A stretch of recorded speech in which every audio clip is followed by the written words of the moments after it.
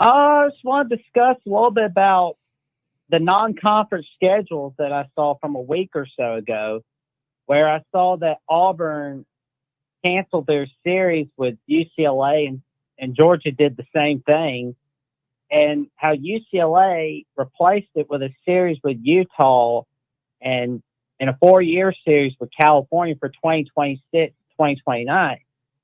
My question is, will we see USC be able to get a home-and-home series with Stanford? Matt? I would like to see it, and some people will say reasonably enough that, hey, we're in the Big Ten. Let's explore fresher matchups. Let's take advantage of the new nature of our situation. But for me, not only do you kind of keep an old Pac-12 rivalry alive, but the other thing is you're playing a Power 5 opponent, or in this, I guess we need to say now, Power 4. You play a Power 4 opponent, and the other thing about playing Stanford and also Cal, if you're USC, also UCLA, even though you're no longer in the same conference, the other thing is travel. It's a short commute for a non-conference game against a Power 4. To me, it makes a lot of sense, but I totally get it. Like, if we're in the Big Ten, why don't you play an ACC team or a Big 12 team? So like UCLA. Doing an arrangement with Utah, you could say that let's aim a little higher, and I completely respect that. But I think there's something to be said for making that third non-conference game. You're always going to have Notre Dame, and then you're going to have a cupcake early in the season. So that third non-conference game, what game should that be for USC? I think playing Stanford or Cal makes sense because you're not playing a cupcake. And the commute is relatively short. So, you're going to have some long plane flights over the course of the year. Why not have a short travel date for that third and final non-conference game? Yeah, I like it. I mean, being a USC alum, one of the biggest things when you're a student is going up for that weekender and keeping that weekender alive. The way they're playing ball is, I hope that Stanford and Cal get together, but it's not much. Why go to San Jose? We wouldn't travel to San Jose State. Good point. But I mean, would be a great way to have them come to us. It'd be them coming to us instead of San Jose State coming. Why not have one of our oldest rivals? So we may not be doing a weekender we're probably not traveling up to Strawberry Canyon. We're probably not going to Stanford. So they're ruined. That goes my first idea out the window. I forgot. That's not going to probably happen. But they are two of our oldest rivals. I mean, I think possibly, I think it is Stanford. I think we played Stanford is our oldest rival, believe it or not. It's not UCLA. I do believe, I'd have to double check that. Someone in the chat, if you want to fact check me, but I think it is Stanford is our oldest rival, Matt. I'm not sure if you know or not.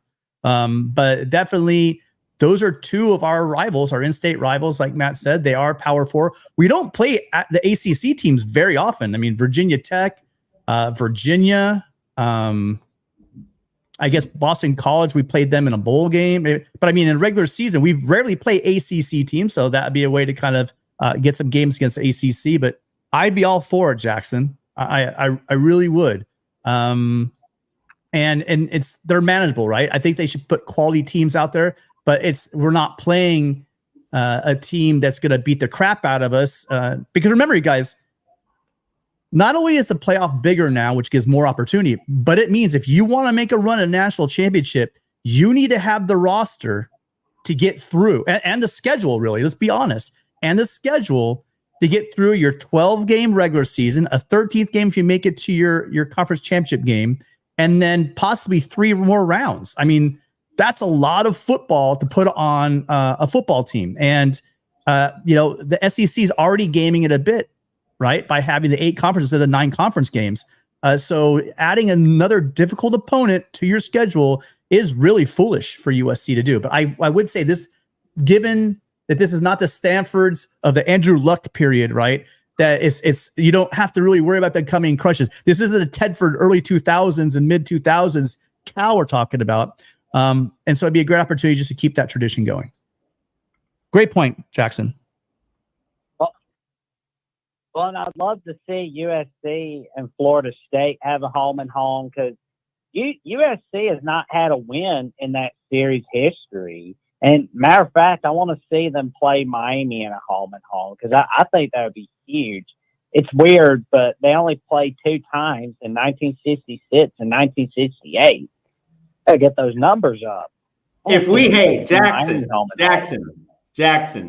boy, if we ever do play the Miami Hurricanes and we have an elite offense, I want to be throwing the ball down the field 80 yards in the final 3 minutes up by 50.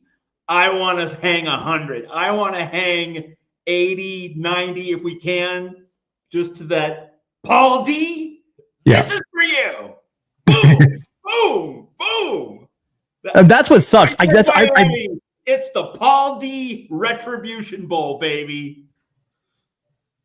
Well, we should have the Missy Convoy Bowl then all the time as well because she was on that committee. But I will say you're right. Paul D's famous lines: "You knew or you should have known," and then cooked us while he has Nevin Shapiro basically just giving guys a lot of illicit, alleged things on recruiting visits and handing a check to him, running the team out right in front of. Well, hey, Paul, you knew or you should have known as well. So just stuff that.